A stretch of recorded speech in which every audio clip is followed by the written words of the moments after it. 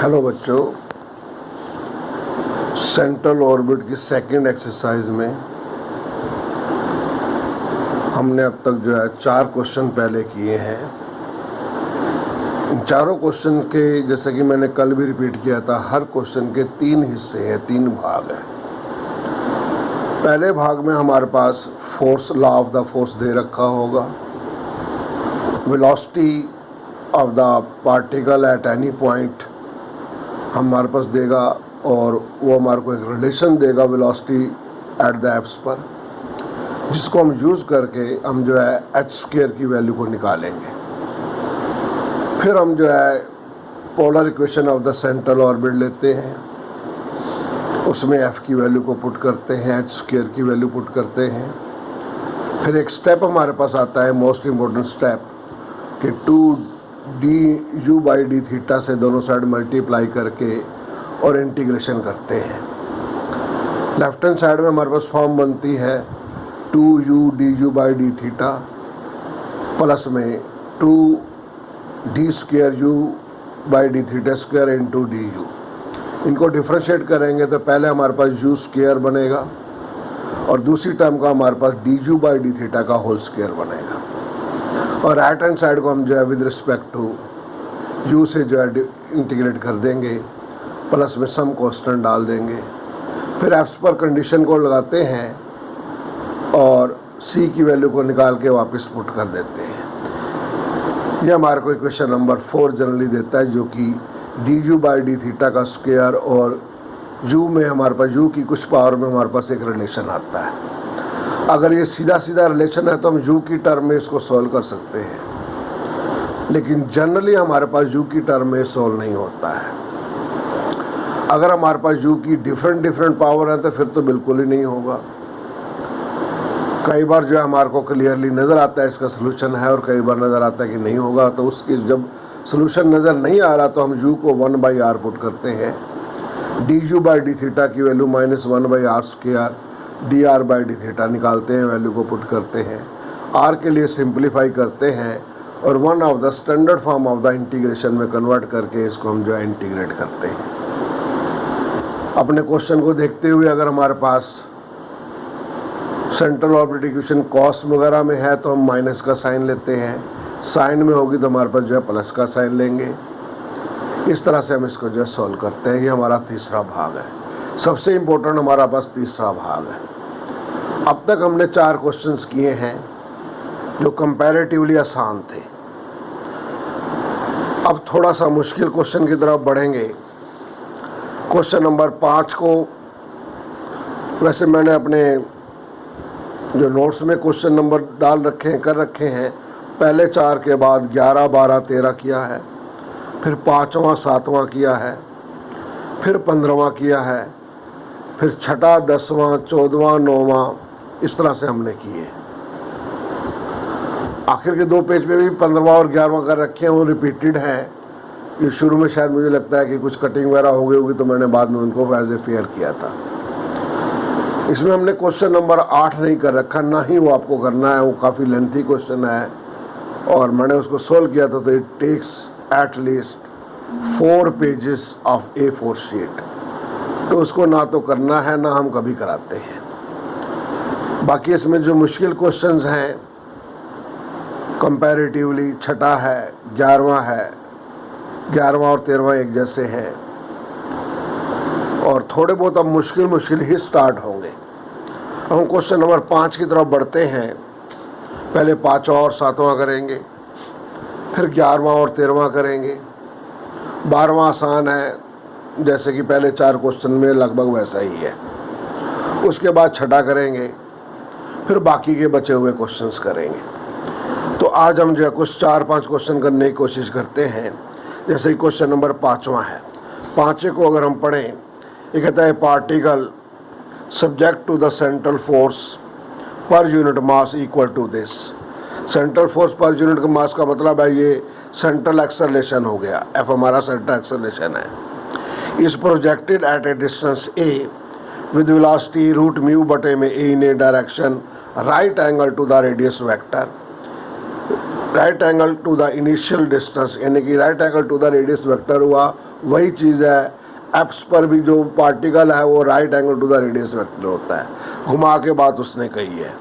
Show that the path of the curve is given by this. तो इसके solution में हमारे पास है हेयर एफ हमारे को दे रखा है, इसको इक्वेशन नंबर 1 मान लिया।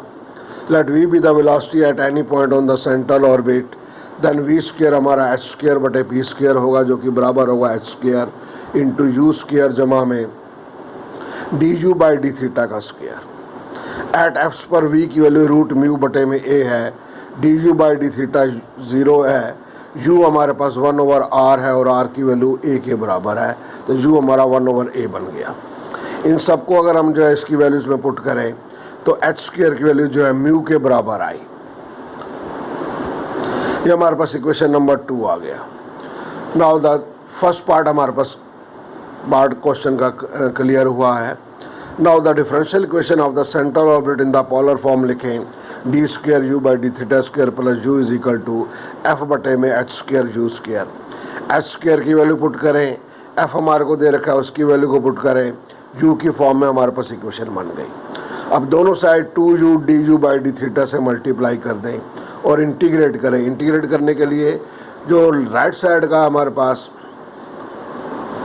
डी थीटा है वो हमारे पास लेफ्ट साइड में क्रॉस मल्टीप्लाई करेंगे तभी इंटीग्रेशन होगा, और लेफ्ट साइड का जो इंटीग्रेशन होगा पहली टर्म का D u by d theta का स्क्वायर होगा, जैसे कि पहले भी समझाया है, और दूसरी टर्म का यू स्क्वायर बन जाएगा। और राइट साइड में 2 दूने 4 बन जाएगा, यू की पावर 4 बटे 4 कैंसिल हो जाएगा, 3 दूने 6 बन जाएगा, यू की पावर 6 बटे 6 कैंसिल हो जाएगा, और प्लस का सम कांस्टेंट सी आएगा।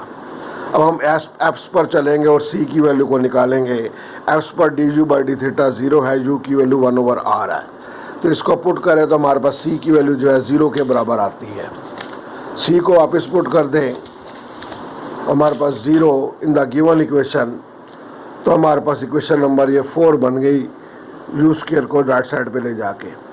अब राइट साइड पे हमारे पास यू की वेरियस टर्में हैं, यू की पावर 6 भी है, 4 भी है, स्क्वायर भी है, तो इसका मतलब है एक परफेक्ट स्क्वायर में कन्वर्ट नहीं होने जा रहा है, तो it is not easy to find the integration form in the form of the u. इसलिए हम यू को जो है 1 बाई आर पुट करते हैं, d u by d theta minus 1 by r d r by d theta के बराबर होगा, minus 1 by r square d r by d theta होगा। वैल्यूज़ को पुट करें, सिंप्लीफाई करें, हमारे पास d r by d theta का स्क्वायर बराबर हो जाएगा ए प्लस बी का whole square minus a b square बटे आर स्क्वायर माइनस का आर स्क्वायर। एलसीएम ले लें, हमारे पास ये टर्म बन गई, माइनस कॉमन ले लें हमारे पास, तो हमारे पास आर की पावर 4 की टर्म रही, आर स्क्वायर रहा, कॉन्स्टेंट रहा। तो इसको परफेक्ट स्क्वायर बनाएं तो आर स्क्वायर का जो कोफिशिएंट है उसका स्क्वायर, उसका आधा करके स्क्वायर को जोड़ दें और घटा दें, तो जो जोड़ोगे तो हमारे पास पहली 3 टर्म में परफेक्ट स्क्वायर बनेंगी, आर स्क्वायर माइनस ए स्क्वायर जमा बी स्क्वायर बटे 2 का होल स्क्वायर, और दूसरी टर्म को हमारे पास जो है सिंप्लीफाई कर देंगे, और हमारे पास 1 ओवर आर स्क्वायर बाहर है, इसमें से हमारे पास माइनस अगर हम अंदर ले चलें तो जो दूसरी वाली टर्म है वो हमारे पास प्लस की बन जाएगी और पहली वाली टर्म हमारे पास माइनस की बन जाएगी। अब जो पहली वाली टर्म बनी है ये हमारे पास भी परफेक्ट स्क्वायर है, जो कि A square minus B square का होल स्क्वायर है, माइनस का आर स्क्वायर माइनस की फॉर्म है, यानी कि हमारे पास ये फॉर्म बन गई standard form A square minus X square में। स्क्वायर रूट ले प्लस माइनस में, नेगेटिव साइन लें, आर बटे में दिस बन गया, पुट कर दें आर स्क्वायर माइनस ए स्क्वायर जमा B square is equal to T के बराबर, तो ये हमारे पास माइनस डी टी बटे में ये बन गई A square minus X square वाली टर्म, जिसका इंटीग्रेशन होगा कॉस इनवर्स एक्स बटे में ए, जो कि इसके बराबर आएगा। एट एप्स पर थीटा की वैल्यू 0 है, आर हमारा ए के बराबर है, और टी हमारे पास जो कि इसमें था, इसमें आर को जो है पुट करें तो हमारे पास इसकी वैल्यू बन गई A square minus B square T की वैल्यू बटे में 2 बन गया, 2 की वैल्यू हमारे पास ये बन जाएगी।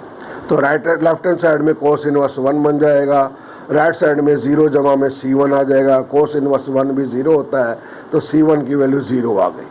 C1 की वैल्यूज़ को पुट कर दें, तो ये हमारे पास 2 थीटा हो जाएगा। कॉस इनवर्स को राइट साइड में ले चले तो 2 थीटा बटे में ए स्क्वायर बराबर माइनस बी स्क्वायर बराबर कॉस 2 थीटा हो जाएगा।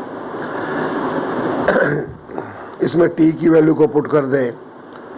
टी क्या है हमारे पास, आर स्क्वायर माइनस ए स्क्वायर माइनस बी स्क्वायर है, तो A square minus B square को उधर ले चले, कॉस 2 थीटा को कन्वर्ट कर दिया cos square minus sign square theta में। इस पूरे को सिंपलीफाई किया तो हमारे पास इक्वेशन बन गई आर स्क्वायर बराबर है a square cos square theta जमा B square sine square theta, which is the required equation of the central orbit, जो कि हमने प्रूव करनी थी। अब इसी तरह क्वेश्चन नंबर 7 पर चलते हैं। 7 कहता है if the law of the force is this and the particle is projected at a distance A की जगह पर 5a दे रखा है, वेलोसिटी हमारे को दे रखी है √5/√7 of that velocity in the circle at the same distance. We have to prove this. तो वेलोसिटी हमारे पास एट एनी पॉइंट हमारे पास वेलोसिटी ने सर्कल दे रखी है, तो हम इसमें सोल्यूशन में डाल रखा है let F is equal to this, और v1 को हमने वेलोसिटी माना है for a circle at a distance 5a from the pole. तो v1 स्क्वायर की वैल्यू होगी हमारे पास, दैट इज वी हमारे जाते हैं v1 स्क्वायर बराबर होता है a into force f for r is equal to a के बराबर। यहाँ पर a की वैल्यू जो है 5a के बराबर है, तो v1 स्क्वायर बटे में 5a हो जाएगा, और f की value for r is equal to fa हो जाए 5a के बराबर आएगा।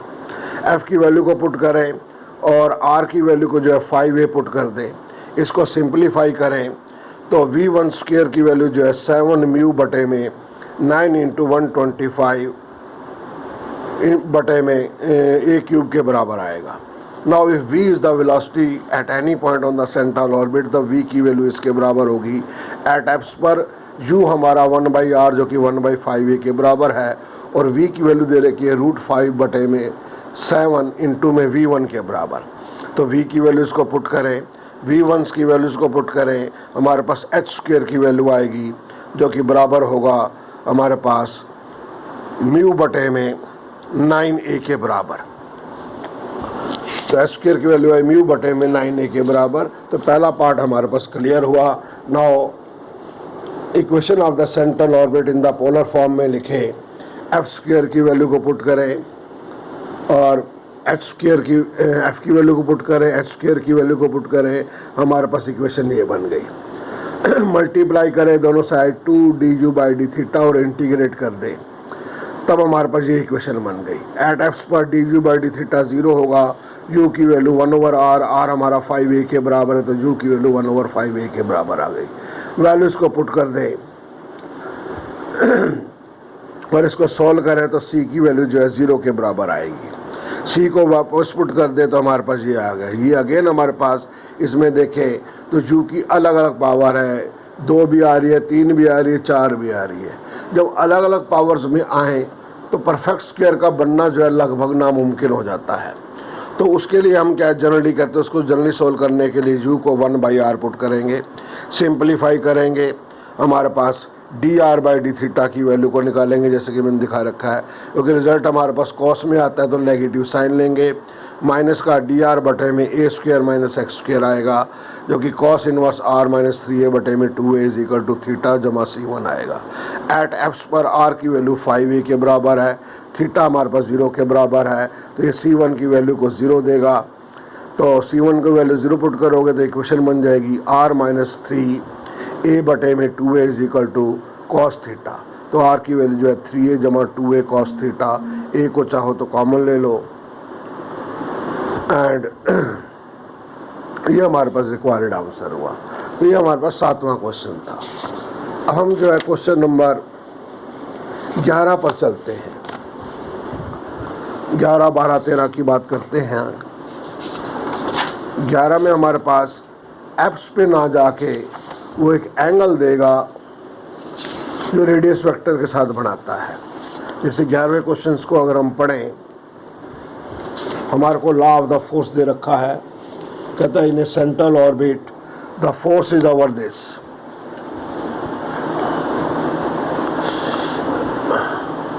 If the particle is projected at a distance a with velocity this in a direction making an angle ten inverse 1/2, यानी ये जो हमारे पास 90 डिग्री पर ना होकर सपोज फाई एंगल पर मूव कर रहा है, such that phi is equal to tan inverse 1/2 है, तो टेन फाई की वैल्यू जो है 1/2 आ जाएगी विद द रेडियस वेक्टर है। Show that the equation of the path is over this. तो जैसे कि हमारे पास let F here F is the this and the particle at the point P moves making an angle phi with the radius vector such that phi is equal to tan inverse 1/2 है। तो हमने P पर एक perpendicular डाला है और जैसे कि दिखाया ये फाई है, तो इसके साथ ही हमारे पास पाई माइनस फाई है, 180 माइनस फाई हो जाएगा, और ओ एल जो है हमारे पास इसका परपेंडिकुलर है, और ये सम P1 जो है हमारे पास इसका length of the perpendicular on the tangent है। तो फाई की वैल्यू ये आई, टेन फाई की वैल्यू 1/2 आई। इसको अगर हम इस ट्रायंगल में लें तो फाई हो जाएगा, और सामने हमारे पास क्योंकि ये टेन फाई है तो टेन का मतलब होगा हमारे पास परपेंडिकुलर बटे में बेस, परपेंडिकुलर 1 होगा, बेस 2 होगा, तो हाइपोटेन्यूज फाई बन जाएगा। तो साइन फाई की वैल्यू जो है 1/√5 के बराबर आ जाएगी। इन द ट्रायंगल OPL में देखें तो OL बटे में OP साइन 180 माइनस OL बटे में OP, ये हमारे पास होगा परपेंडिकुलर बटे हाइपोटेन्यूज। तो साइन 180 माइनस में ये साइन थीटा के बराबर होगा, तो ये बन जाएगा P1 बटे में A। तो P1 की वैल्यू जो है A साइन फाई के बराबर आई, साइन फाई की वैल्यू जो है हमारे पास 1/√5 है, तो P1 की वैल्यू जो है हमारे पास A बटे में √5 आई। एट द पॉइंट P पर हम जानते हैं कि 1/P length of the perpendicular formula होता है 1/P² is equal to 1/r² जमा 1/r की पावर 4 dr/d का स्क्वायर। इसको r को u में पुट करें तो 1/P² की वैल्यू जो बन जाएगी du/d का स्क्वायर जमा में u², और 1p की वैल्यू जो है हमारे पास a बटे √5 है, पुट करोगे तो 5 बटे में a² बन जाएगा। और हम जानते हैं the velocity at any point v given by h² बटे में p² होता है, जो कि बराबर होगा हमारे पास du/d का square. Eight the point P पर v की वैल्यू हमारे को दे रखी है, the velocity eight the point P पर इसकी वेलोसिटी है 5 म्यू बटे में a²।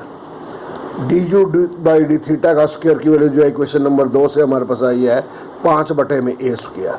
तो इन दोनों को वैल्यूज़ को पुट करेंगे तो 5 म्यू बटे में a² बराबर हो जाएगा h² इंटू 5 बटे में a²। तो h² की वैल्यू आ गई म्यू के बराबर। तो ये हमारे पास फर्स्ट पार्ट रहा। तो फर्स्ट पार्ट में क्या है, हमारे को कुछ रिलेशन दे रखा होगा velocity at any point on the central orbit, और उसकी वेलोसिटी को जो है कंसर्न हमने जैसे यहाँ दिखाया है, तो h² की वैल्यू जो है म्यू के बराबर आ गई। बाकी हमारे पास सेम काम है। Now differential equation of the central orbit in polar form लिखा, 2du/d से मल्टीप्लाई किया, इंटीग्रेट किया, हमारे पास ये आ गया। u की वैल्यू को जो है इसमें हमारे एट द एप्स पर चलें तो d² du 5 बटे a² आया, u की वैल्यू जो है 1/r a के बराबर है। तो इसका मतलब हो जाएगा हमारे पास 5/a² बराबर हो जाएगा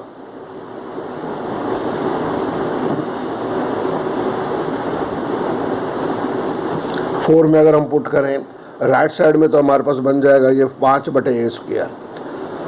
राइट साइड में हो जाएगा u की वैल्यू 1/a के बराबर है 3 बटे a² बटे में a की पावर 4 बन जाएगा।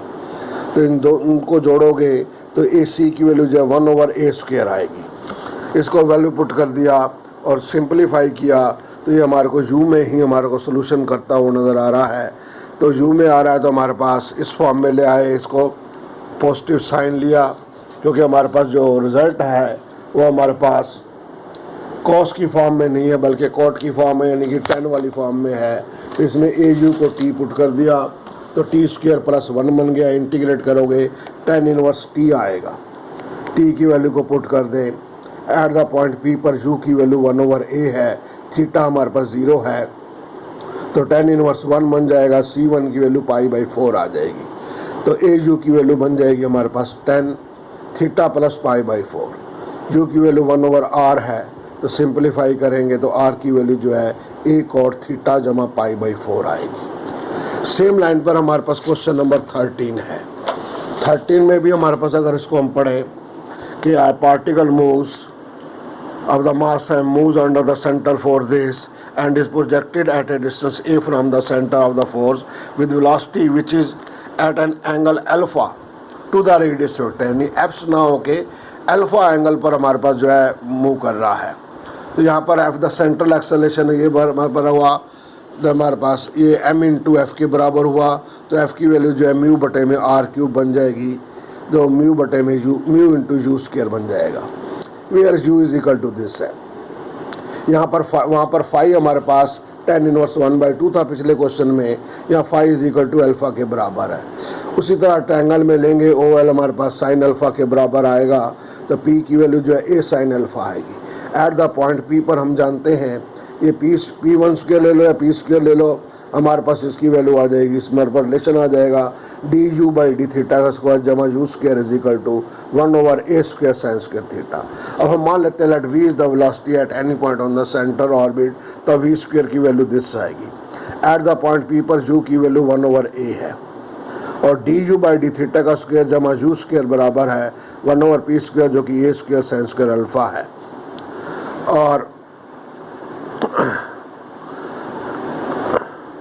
और v हमारे पास कैपिटल v है, where capital v is the velocity from the infinity है at a distance a from the pole है। तो इसमें v को कैपिटल v पुट कर दें तो इक्वेशन नंबर 3 में हमारे पास ये बन जाएगा। अब कैपिटल v की वैल्यू को निकालें वेलोसिटी फ्रॉम द इन्फिनिटी के फार्मूले से, तो इसकी वैल्यू आएगी म्यू बटे में a स्क्वायर, वापस पुट करेंगे तो एच स्क्वायर की वैल्यू आएगी mu into sine square alpha, जो कि हमारे पास first part of the question complete हो गया है। अब सेंट्रल ऑर्बिट की इक्वेशन पोलर फॉर्म में लिखेंगे, एफ की वैल्यू को पुट करेंगे, एच स्क्वायर की वैल्यू को पुट करेंगे, मल्टीप्लाई करेंगे 2du/d theta on both side और इंटीग्रेट करेंगे, हमारे पास जो है ये रिलेशन आएगा। एट द पॉइंट पी पर जाएंगे, इसकी वैल्यू हमारे पास a square sine square alpha है, u की वैल्यू 1/a है, वैल्यूज़ को पुट करोगे c की वैल्यू 0 के बराबर आएगी, वापस पुट करेंगे हमारे पास इस फॉर्म में आ जाएगा। तो ये हमारे पास u की फॉर्म में हमारे पास आसानी से इंटीग्रेट हो रहा है, तो हमारे पास इसको इंटीग्रेट करेंगे तो log ऑफ u की वैल्यू इसके बराबर आएगी। एट द पॉइंट p पर u की वैल्यू 1/a है, थीटा की वैल्यू हमारे पास 0 है, तो c1 की वैल्यू जो है हमारे पास log ऑफ 1/a हो जाएगी, जो कि माइनस का log ऑफ a आ जाएगा। तो log of u is equal two plus minus theta into log of minus log of a आ जाएगा। और log ऑफ a को लेफ्ट साइड पे लेके आए तो प्लस का बन जाएगा, तो log m plus n log a into you बन जाएगा। तो राइट साइड को हम लिख सकते हैं log of e raise to the power plus minus theta cot alpha. Anti log लोगे तो a u बराबर हो जाएगा e raise to the power theta plus minus theta cot alpha, और u हमारा 1/r है, तो a बटे r हमारे पास इसके बराबर आ गया। तो a into e raise to the power, इसको नीचे ले आएंगे तो ऊपर ले आओगे तो प्लस है, तो माइनस है, माइनस प्लस बन जाएगा, फिर भी वही इक्वेशन बनेगी। तो r is equal to a into e raise to the power plus minus theta cot alpha, which is the general equation of an equiangular spiral, जिसको कि हमने प्रूव करना है। ये हमारे पास क्वेश्चन नंबर 13 था। इसी प्रकार क्वेश्चन नंबर 12 हमारे पास है।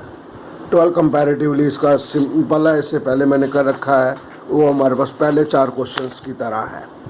यहाँ फोर्स दे रखा है, वेलोसिटी एट द एप्स दे रखी है हमारे पास, और वैल्यूज़ को पुट करेंगे तो एच स्क्वायर की वैल्यू आएगी, डिफरेंशियल इक्वेशन को निकालेंगे और हमारे पास सी की वैल्यू जो हमारे पास सी ना लेके यू, क्योंकि हमारे पास सी ऑलरेडी दे रखा है तो कॉन्स्टेंट सी ना लेके मैंने कैपिटल ए ले लिया है।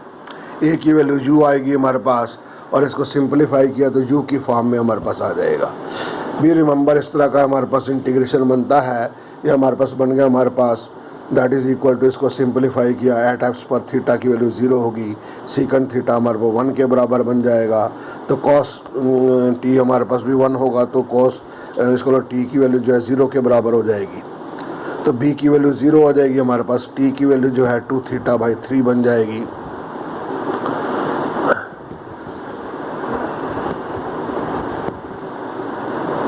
पुट इन 5 में कर दें तो t is equal to 2 theta by t. सीकेंड दोनों साइड ले लें तो सीकेंड टी हमारा सी यू के बराबर है, और ये हमारे पास क्रॉस मल्टीप्लाई करोगे तो सी बटे में सीकेंड कॉस बन जाएगा is equal to 1/u r के बराबर, r is equal to c cos 2 theta बटे में 3। तो ये 5 क्वेश्चन हमने आज यहाँ किए हैं। 4 क्वेश्चन हमारे पास पहले हो चुके हैं 9, बाकी रह गए 5 क्वेश्चन, उसको हम नेक्स्ट चैप्टर में कराएंगे। आज के लिए इतना ही, थैंक यू।